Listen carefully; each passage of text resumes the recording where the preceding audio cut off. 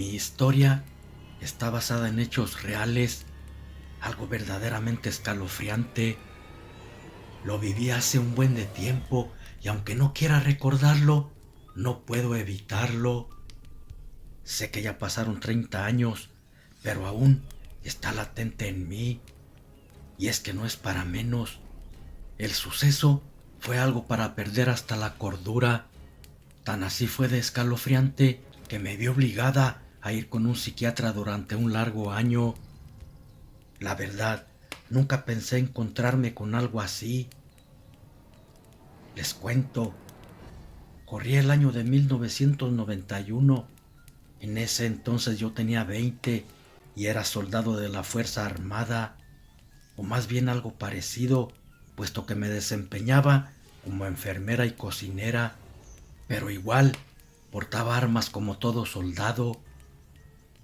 Nuestro comandante Bernal era un hombre de carácter fuerte, enérgico, muy rudo con los soldados. Sin embargo, era tanta mi pasión por ser parte de la Armada que pese a eso tuve que soportar y hacer cosas que nunca imaginé con tal de ingresar al ejército, como cortar mi pelo largo, dejar de usar zapatillas de tacón, uñas largas y no usar minifaldas, lo que a toda chica a esa edad le gusta lucir. El entrenamiento era arduo, muy duro, al igual para hombres y mujeres, pero eso sirvió de mucho, ya que me hice experta en el manejo de armas y en tácticas de guerra, puesto que estudié lo más que pude. Quise ingresar a USA, pero no pude, y aquí en México luego logré pertenecer a la corporación.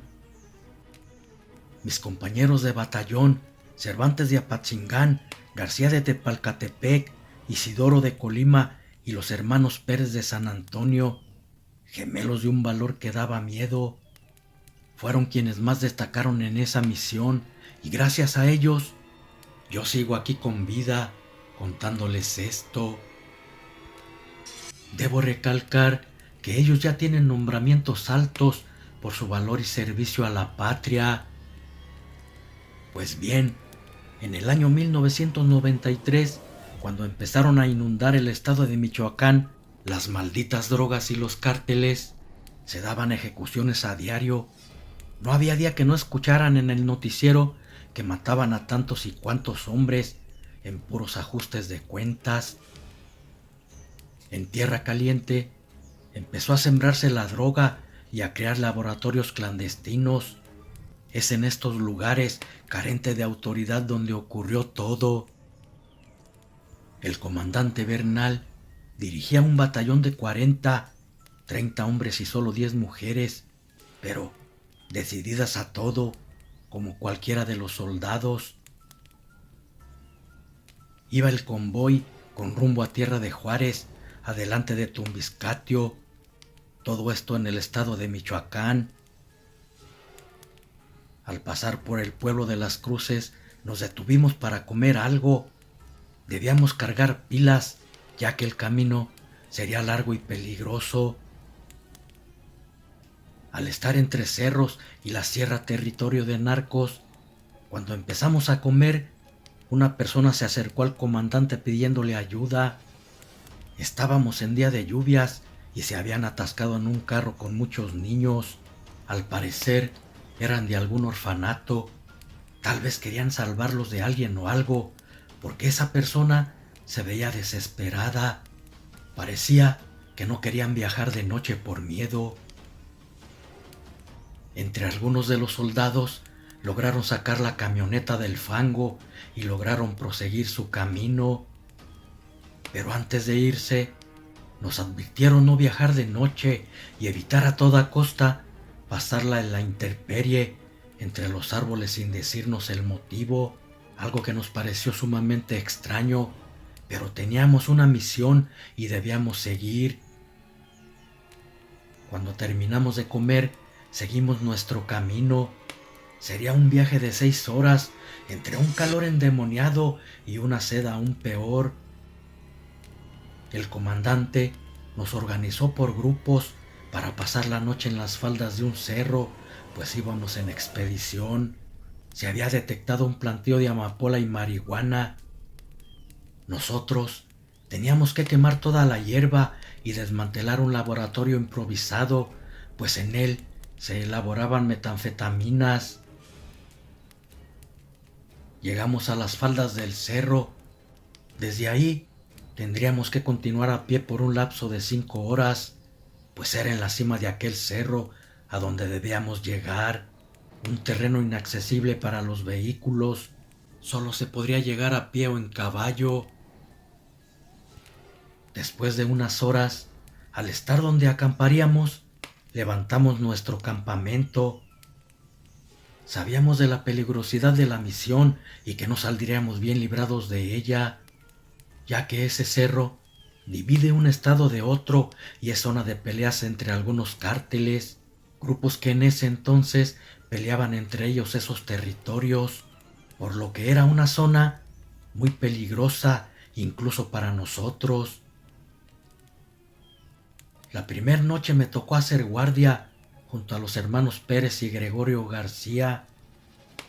Debo decir que aunque he tenido terapias con psicólogos, incluso después de tanto tiempo, no logro sacar de mi cabeza lo que miramos los cuatro en ese momento. Eran exactamente las 3:03 de la mañana cuando empezamos a escuchar risas por entre unas rocas. Después, en las copas de los árboles se escuchaban oraciones y risas muy tétricas, unas risas escalofriantes que hacían aflorar el miedo a cualquiera. Nos quedamos escuchando todo eso un buen rato. Pasó alrededor de alguna media hora cuando cesaron los murmullos. Luego empezamos a ver cómo surcaban bolas de fuego por el cielo. Al principio pensamos que eran los narcos que estaban cerca y nos daban un aviso para que nos fuéramos. Le hablamos al comandante contándole lo que vimos y escuchamos. Al escucharnos, mandó una expedición para resguardar un perímetro y marcar el territorio donde estábamos.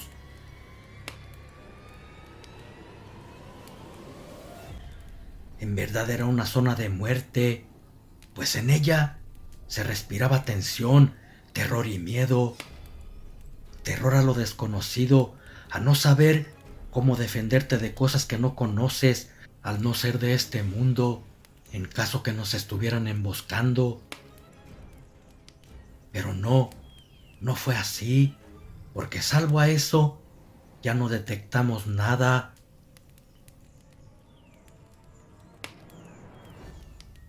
Al día siguiente, serían las 6 a.m. cuando emprendimos la marcha cerro arriba. Creíamos que alguien nos vigilaba y estábamos alertas con las armas listas. Llegamos a un claro donde encontramos una casa. No era una mansión entre el cerro, era como alguna especie de alguna casa de seguridad. Mandaron a 6 soldados hombres y 4 mujeres a revisar el interior a ver si no había movimiento. Entre ellas iba yo. A simple vista se veía que estaba abandonada. Grande fue nuestra sorpresa, ya que en su interior había varios cuerpos, todos mutilados. Los hombres sin sus órganos masculinos y las mujeres no tenían ojos.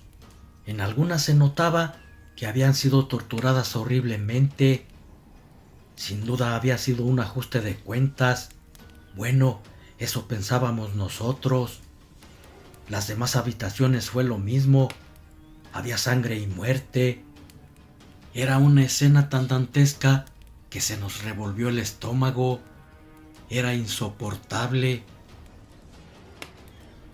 Se nos ordenó regresar de inmediato e informar para pedir ayuda, pues habría que trasladar los cuerpos hasta Uruapan, Michoacán, para la autopsia correspondiente. Sería una misión que duraría una semana, la semana más larga de toda mi vida.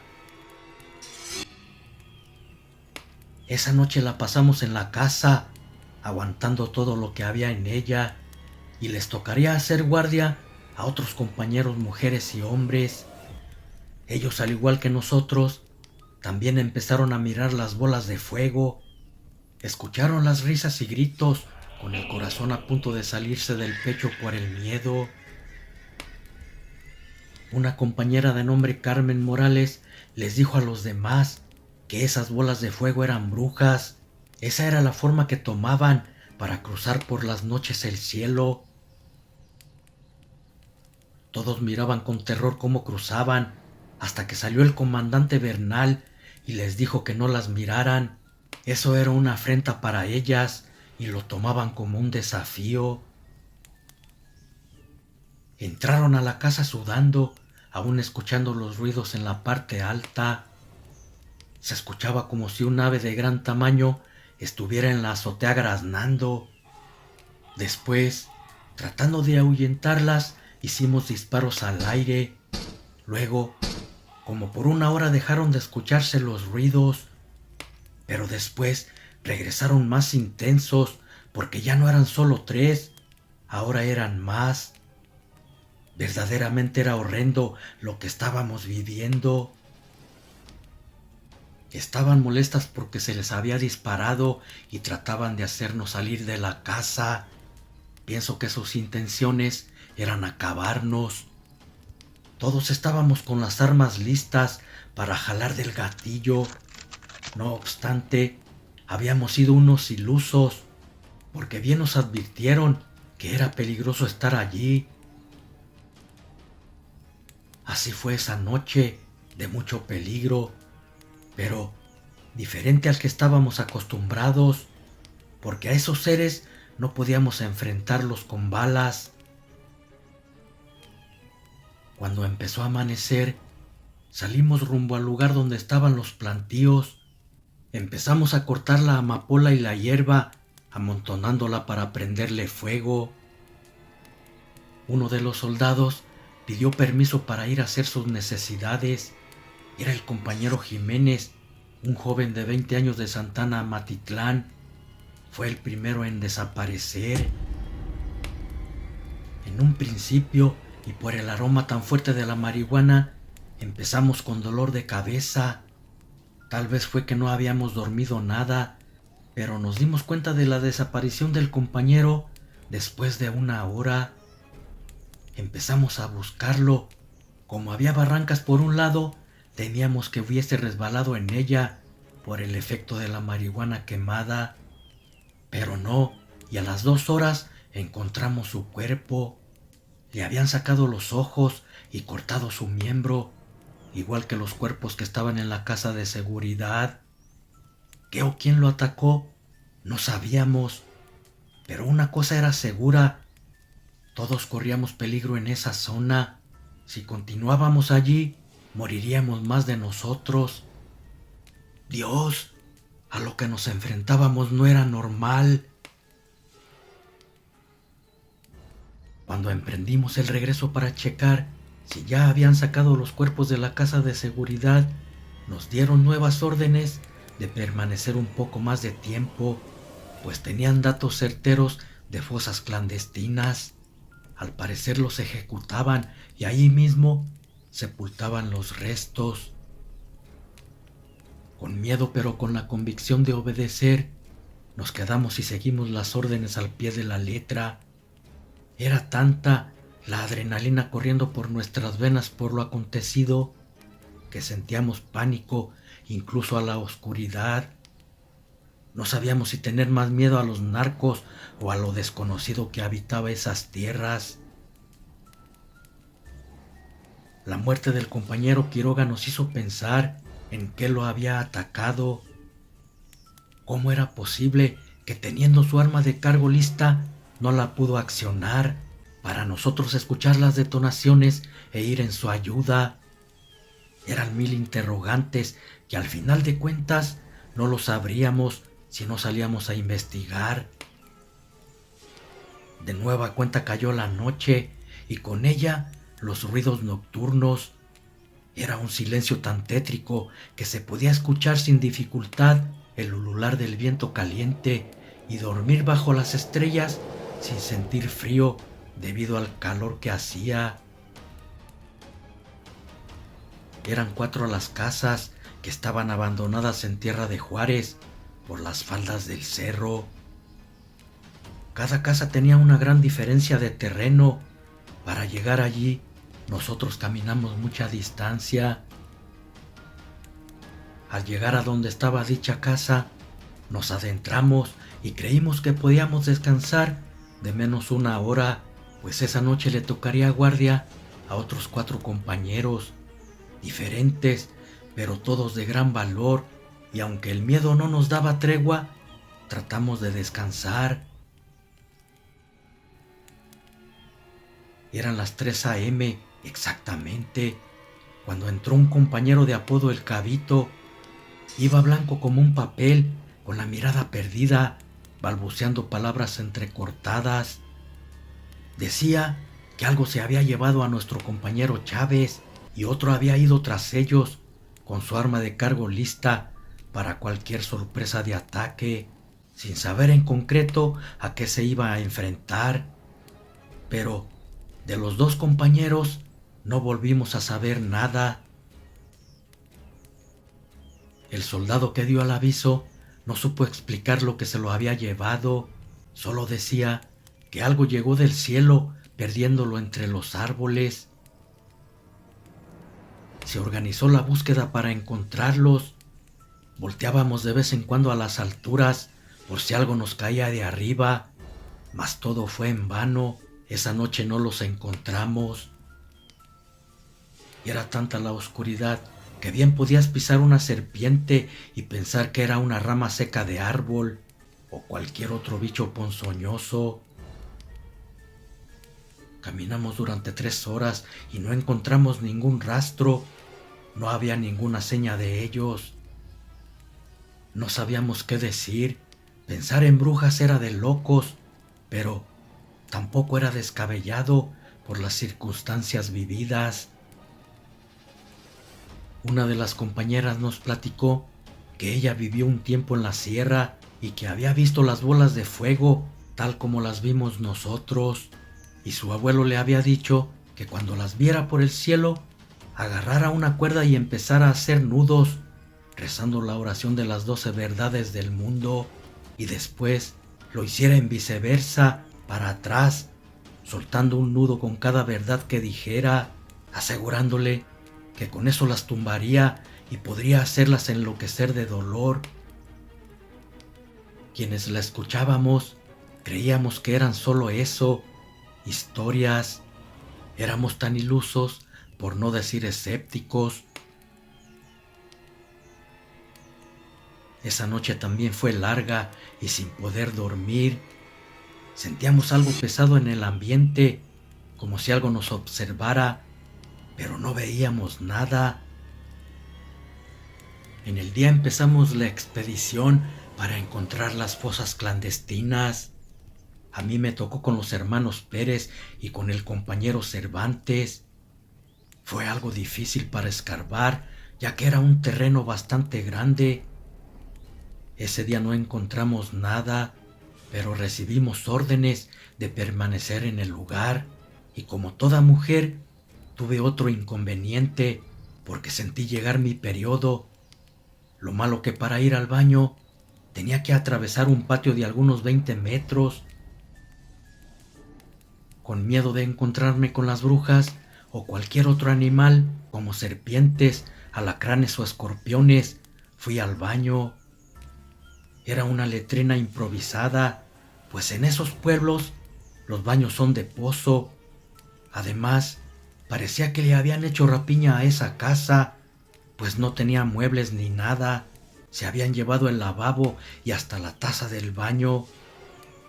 Los cristales de las ventanas estaban rotos, pero nadie se había fijado en un detalle. Las puertas estaban marcadas con signos raros. No sé si era de uñas o garras, de hacha o algún cuchillo. Era sumamente extraño. ¿Qué fue lo que pasó ahí? ¿Por qué tanta señal con lo que habitaban esos parajes? Quedó la pregunta en el aire. Ya que pude seguir rumbo a la casa para atender mi necesidad, escuché risas entre los árboles, también voces, que me decían que me fuera, pero una persona normal no podría estar entre las altas copas de los árboles. Con el corazón a punto de detenérseme y casi de perder el sentido por el miedo, les grité a mis compañeros. Rápido salió la compañera que nos había platicado sobre las brujas con una camisa en la mano, rezando y haciendo nudos con ella. Entonces, un ave negra de gran tamaño cayó entre los árboles, gritando y llorando con horrendos chillidos por la oración y los nudos que hacía mi compañera. Los hermanos Pérez corrieron y me ayudaron a llegar a la casa porque ya no podía. Ella no dejaba de rezar. El comandante Bernal salió con otros compañeros al escuchar que algo nos había atacado. No lo podían creer. Era una anciana totalmente desnuda, con su pelo largo completamente blanco, la piel toda arrugada. De sus manos en vez de uñas le salían garras, unas garras capaces de destrozar el cuerpo de un zarpazo. Ella lloraba pidiendo que la compañera cesara con la oración, pero no lo hizo. Siguió concentrada rezando. La anciana no pudo más y se dejó caer diciendo que solo quería que nos fuéramos. El comandante Bernal fue quien se acercó a ella, poniéndole una manta para cubrir su cuerpo desnudo. ¿Qué buscas aquí y por qué nos atacas? ¿Quién eres o qué eres? La anciana le miró con odio y le dijo que era hija de la noche, que ese lugar era de ellos y no nos querían ahí. Se le cuestionó sobre la muerte de los compañeros Jiménez, Chávez y Quiroga. Soltando una escalofriante carcajada dijo que eso solo era el principio y una de nosotras no saldría de aquí, pues traía algo que sería de ellas. Es muy sabido que las brujas se alimentan de recién nacidos no bautizados y el solo hecho de pensarlo me hizo sentir escalofríos. Nuestro comandante le preguntó cuántas eran. Somos varias, Respondió con una voz chillona y ronca muy horripilante. Era una señal para salir de ese lugar, pero no de noche. Se amarró a esa supuesta bruja de pies y manos para evitar que escapara, sin descartar que fuera alguien que había perdido la razón y que ella se sintiera una bruja. Así pasó esa otra noche. Yo estaba con el corazón al 1000 por hora cuando me comentaron lo que dijo, pues en el batallón nadie sabía que yo mantenía relaciones sexuales con un compañero y no creí la posibilidad de salir embarazada. Eso no me cabía en la cabeza. Cuando amaneció seguimos en la búsqueda de cuerpos y la anciana amarrada a un árbol solo nos miraba y nos maldecía por tenerla así. Ese día por fin encontramos una tumba con 8 cuerpos en estado de descomposición. Otros ya eran solo huesos y ropa. El forense fue para el levantamiento y el comandante creyó prudente no mencionar a la anciana hasta no saber de los compañeros desaparecidos. Así pasó ese día entre cuerpos, fosas, medio comer y la anciana que no nos perdía de vista. No sé si Dios se apiadó de nosotros, pero ese día llovió. Fue un día bastante pesado y caluroso, pero aún así, con esa lluvia fue suficiente para despejarnos un poco. Al rato, me mandaron a llevarle algo de agua a la anciana, junto con otra compañera, y lo que nos dijo nos dejó frías de miedo. Aún traigo en mi mente esas palabras, cuando dijo que sus compañeras, refiriéndose a las otras brujas, vendría por una de nosotras, pues traía en el vientre el producto del pecado carnal. Mi compañera también tenía novio y no sabíamos a quién se refería de las dos con lo que decía, y creíamos que estaba loca. mal de sus facultades mentales. Pero no era así. Ese cerro maldito de muerte fue testigo de la amenaza de una bruja, amenaza que juraba tendría fin cuando acabaran con nosotros. Esa noche estábamos todos a la expectativa por lo que había dicho la anciana. Éramos 37 entre hombres y mujeres, expectantes por cualquier aparición sorpresiva fuera de este mundo o de lo paranormal.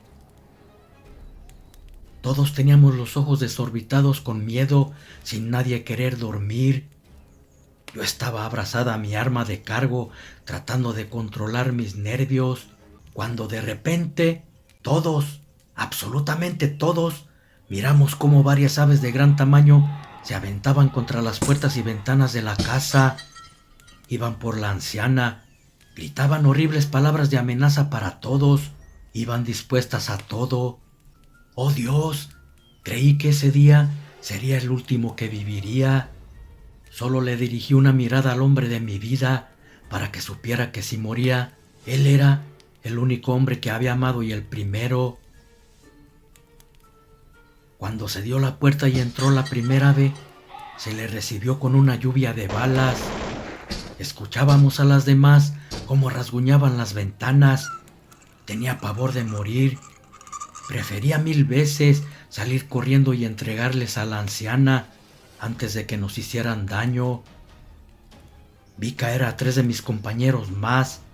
Sus filosas garras eran como dagas, capaces de traspasar la piel y arrancar el corazón de las personas. Fue horrible. Logramos herir a otra al trozarle una pata con las balas. Ahora entendíamos por qué la gente en Tumbiscatio era tan huraña y desconfiada. Esa noche tuvimos 3 bajas más. Casualidad o maldición, solo Dios lo sabe, pero seguimos conservando a la anciana como cebo para atraer a las otras, ya que habíamos matado a una de ellas convertida en ave, y al morir se transformó en mujer, pero no era tan anciana. Tenía su cabello negro y a la que se le cortó la pata sí estaba vieja. En verdad era para volverse locos de terror. Esa noche casi no dormimos por miedo a otro ataque, pues entre los árboles muy poco podíamos distinguir si había algo acechándonos en esa horrible oscuridad. En ese momento la situación era para perder la cordura. Solo Dios sabía lo que nos estábamos enfrentando en esas tierras llenas de maldad y misterio.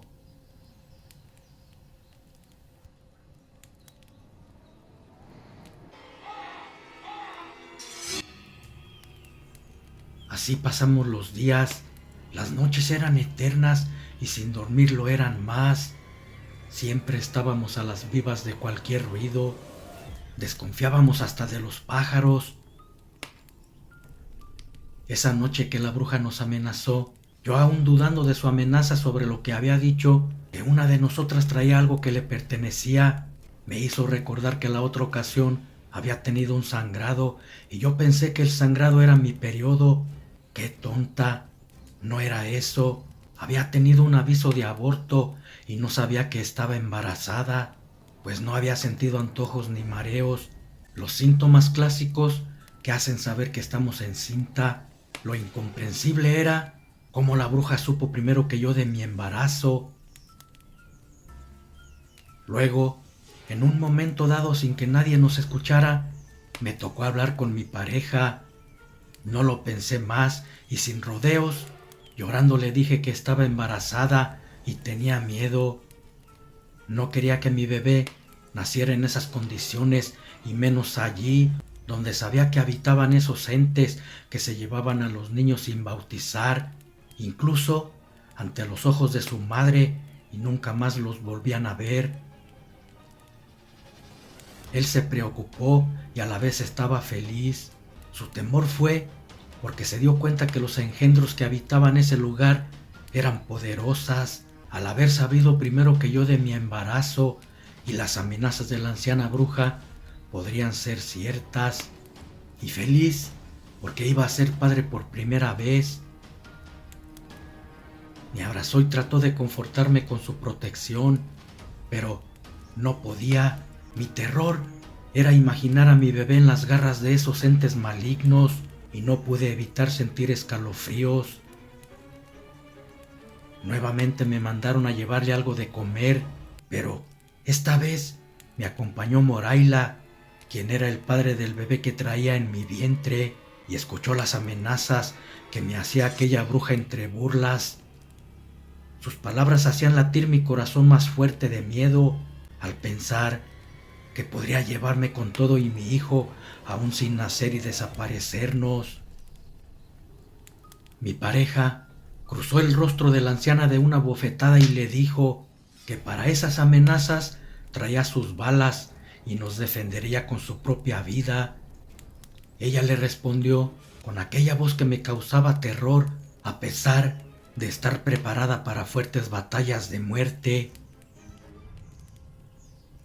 Iluso, ¿crees que tus armas nos causan miedo? Eres valiente, pero déjame decirte que serás de los primeros en morir.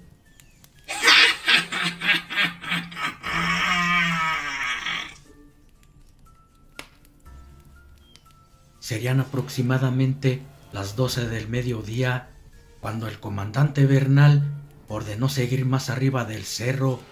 Seguiríamos por la barranca tratando de seguir otra ruta para poder salir de ese lugar. No sabíamos lo que nos esperaba ni lo que encontraríamos.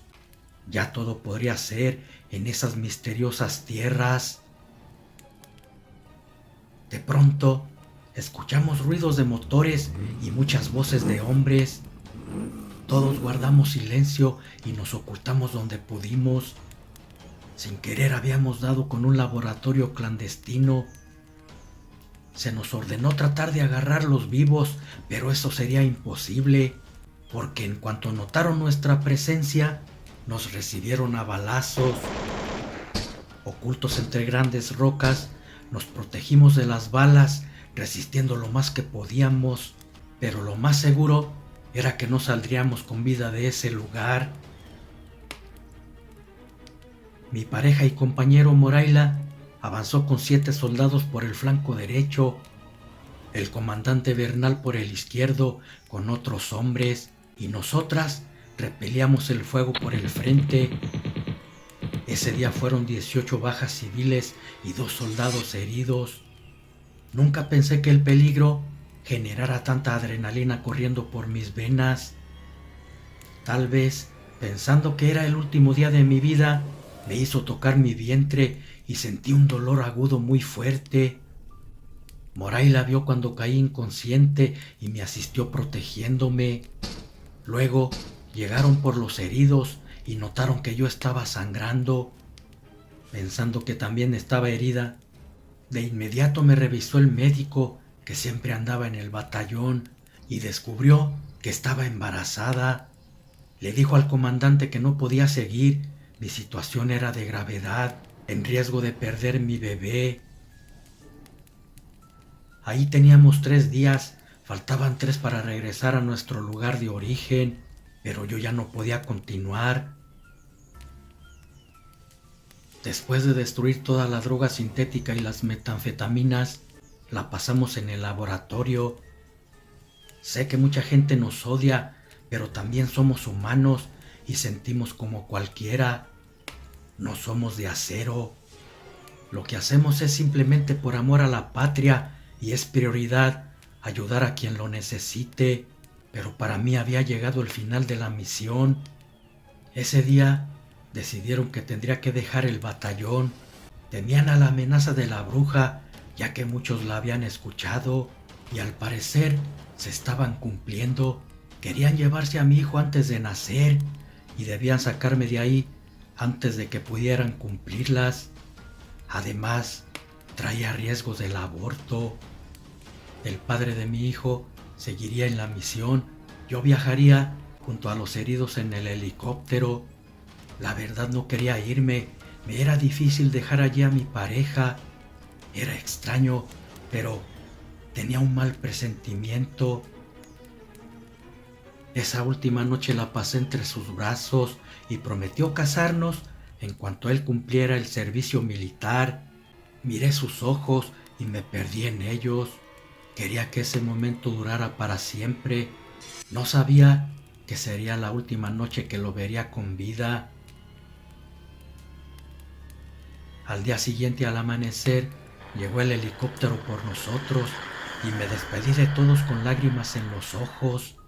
Aún recuerdo su promesa de alcanzarme pronto para no separarnos más, pero desde esa noche no volvieron a saber nada de él. Algo o alguien se lo había llevado y no pudieron encontrarlo. Cosa increíble, porque nunca andábamos solos, pero no veíamos quién se los llevaba. Solo desaparecían, aún en presencia de los demás.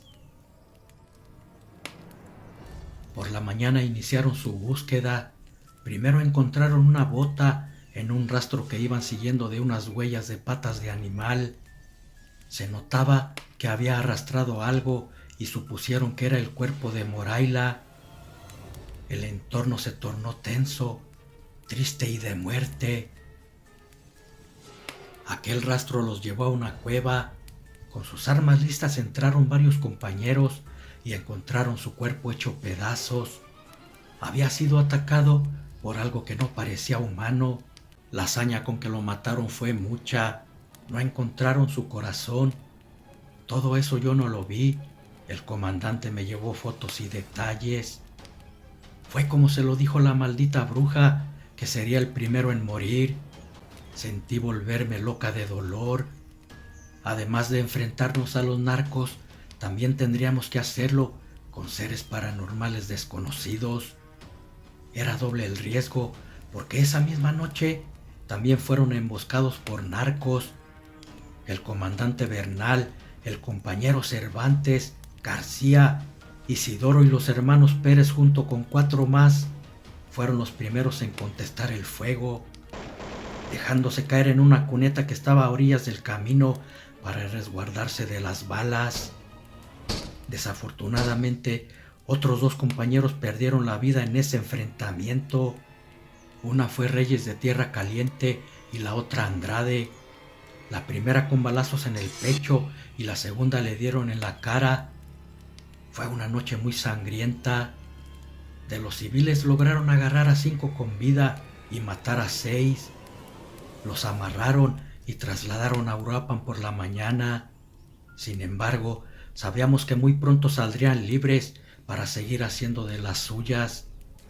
En fin, nosotros como servidores públicos no tenemos garantías.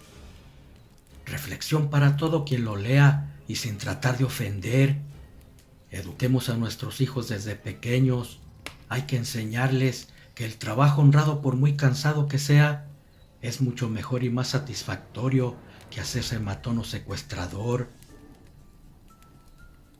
Después de la muerte de mi pareja, salieron como pudieron de ese maldito lugar que acabó con la vida de varios compañeros, entre hombres y mujeres, también con nuestras ilusiones.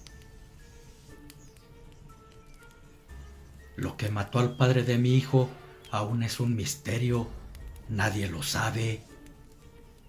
Tampoco nadie quiere regresar a ese lugar de muerte y desolación. Ustedes mismos pueden sacar conclusiones. Ahora comprendo por qué la gente de esos pueblos abandonados de Dios son tan huraños y desconfiados. Por desconfianza no te dan ni un vaso con agua. Es por su miedo a lo que habita sus tierras. Muchas mujeres han perdido sus bebés. Como lo dije antes, ellas mismas ven cuando se los llevan las brujas para alimentarse con su corazón, pero nada pueden hacer contra esos engendros. De mis compañeras, las mujeres que murieron, me enteré después, y eso porque uno de los Pérez, quien es mi pareja actual, fue quien tuvo que avisarles a los familiares de ellas para que fueran al cuartel a identificarlas. Al pensar que yo pude ser una de ellas, Mi impresión fue mucha y es algo que aún me sigue. Tal vez muchos se imaginan que estamos en el ejército porque nos gusta matar, pero no es así. Es algo que no se puede expresar con palabras. Sin embargo, para mí fue un orgullo pertenecer al batallón y conservo mi uniforme con orgullo y veneración. La bruja que capturamos, la misma gente del pueblo la quemaron cuando supieron que la teníamos capturada y nadie hizo nada por evitarlo. Eso me hizo recordar los tiempos de la Santa Inquisición, cuando eran quemadas en la hoguera.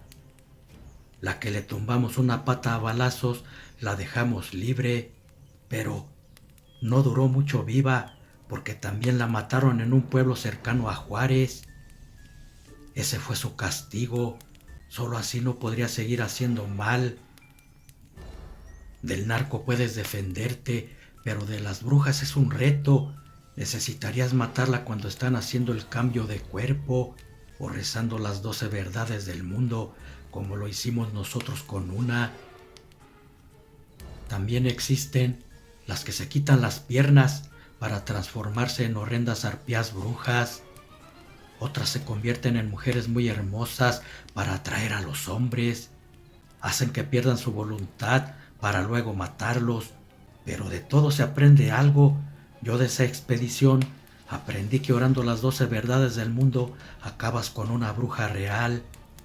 La verdad no lo sabía. Es bien sabido que las brujas se alimentan del corazón. En comunidades que se encuentran en plena sierra hay desapariciones de niños que no son bautizados porque la familia es de escasos recursos o simplemente no creen en ellas, hasta que les toca ver cómo estos entes se llevan a uno de ellos entre las garras. Entonces entienden su error porque simplemente sí existen. No obstante, estamos en duda si eran ellas o alguna secta satánica quienes les quitaban el corazón a la gente para hacer ritos o alimentarse de ellos. Esto fue el final que vivimos en una misión donde encontramos seres que nunca imaginamos existieran.